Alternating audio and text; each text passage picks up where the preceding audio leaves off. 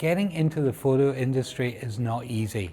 We today on the channel right now are going to give you some do's and don'ts, things that I wish somebody had told me when I was starting out in 1927. For those of you who are new here, Mark is a celebrity portrait photographer with many decades of experience. He's photographed everyone from Barack Obama to the cast of Sesame Street to Lemmy from Motorhead.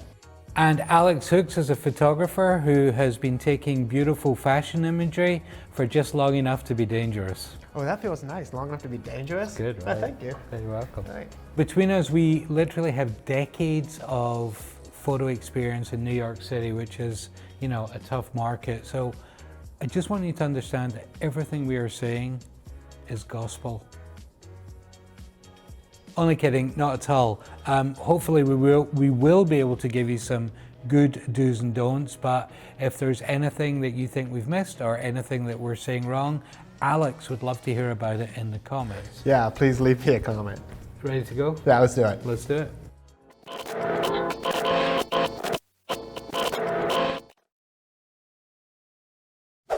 Don't be the cheap guy.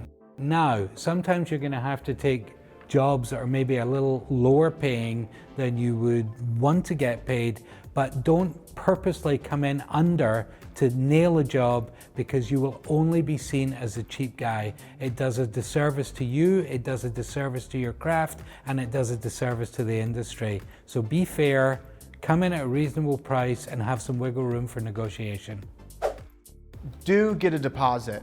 Make sure that once you start working to produce a job that you have in the pipeline, that your client is not in a position where they can wildly change the parameters of that job, or they can move it and you lose money along the way. Give yourself some security, protect your bottom line, get a deposit up front.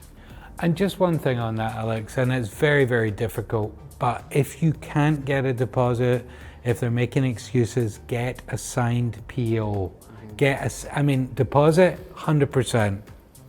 If not, signed PO. Get commitment from the client before you start working. Don't be a dick. Now, there is 1,000 examples of not being a dick. Let's say, for instance, that something on your shoot is not playing out exactly how you want it. Don't scream at other people. Don't shout and scream. Don't be a dick. Now, I've been a dick on set many times. Always regretted it, and it has not been the right thing to do. So very important, very simple, don't be a dick. Manage your client expectations. You have to be reasonable with your client based on their budget, the assets they're providing you, your skills, and your team you're working with. Manage your client expectations.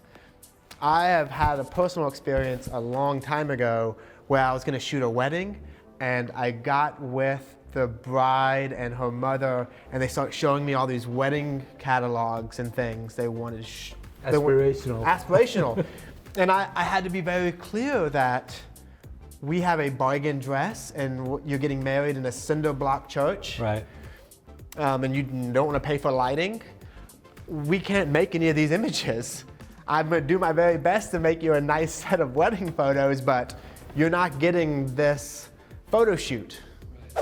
Don't let the client leave details undefined.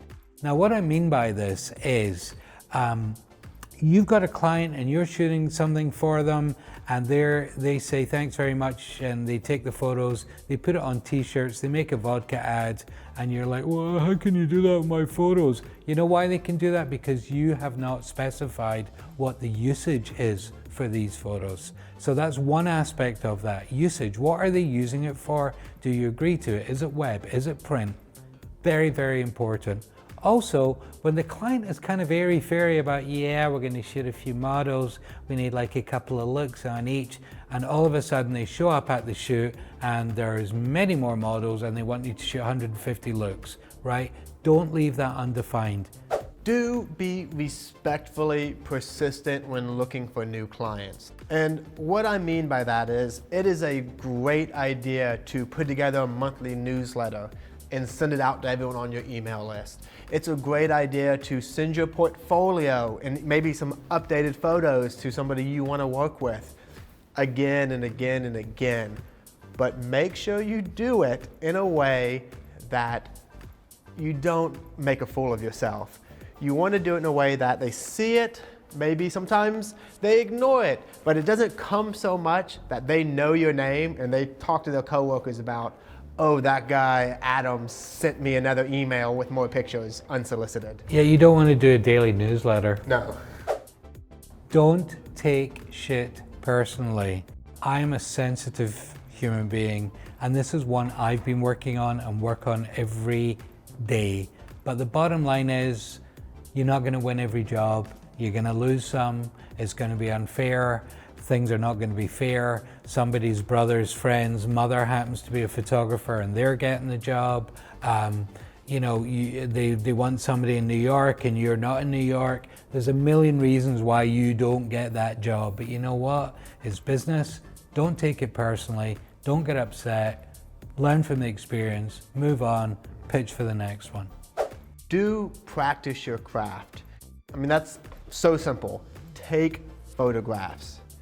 If you're not shooting the exact client jobs you want to be shooting, keep shooting anyway. What is going to get you noticed is you developing a style or something that's kind of signature, and people will relate, or some people will connect to your style, some people just flat won't, but it's that style that's going to set you apart. Don't think you need expensive gear.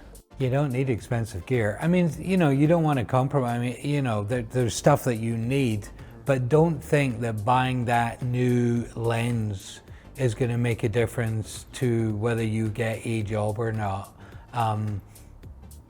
Buy what you can afford. Don't put yourself in such debt that you can't afford to do anything because you need the new camera that's got 1 more megapixel.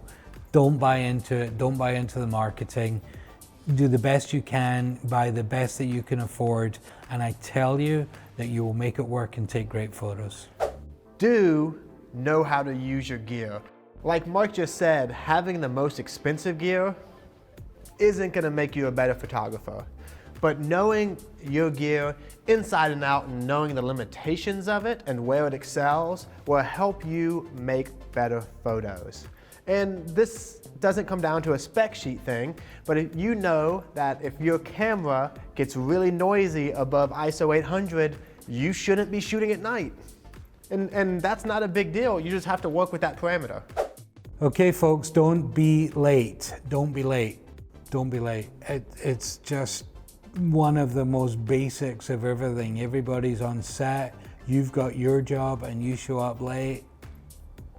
Not cool. Be on time, be early. Do build a focused portfolio. And when I say focused, what I mean is make sure that your portfolio or your book or your website doesn't showcase a little bit of everything.